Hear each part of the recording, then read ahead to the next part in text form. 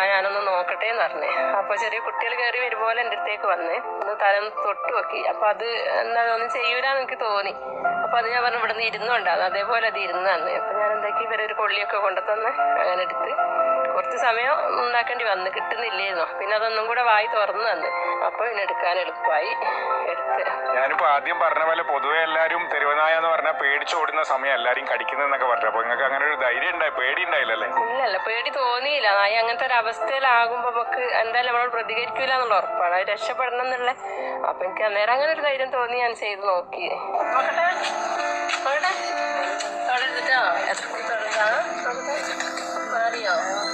വയനാടുള്ള ഒരു വീട്ടമ്മയായ ഒരു സത്യവിശ്വാസിയായ ഒരു സഹോദരിയും ആ മിണ്ടാപ്രാണിയായ ആ ജീവിയോട് ആ സഹോദരി കാണിച്ച സ്നേഹം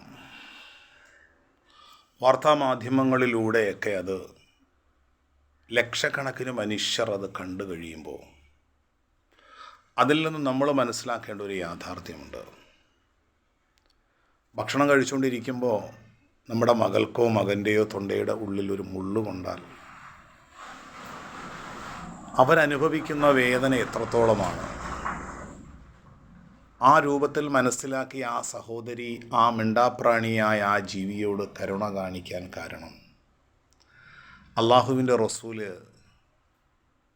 തൻ്റെ അനുചരന്മാർക്ക് ബനി ഇസ്രായേലിൽപ്പെട്ട ഒരു സ്ത്രീയുടെ മോശമായ ഒരു സ്ത്രീയുടെ ചരിത്രം പ്രവാചകൻ പറഞ്ഞു കൊടുക്കുന്നുണ്ട്.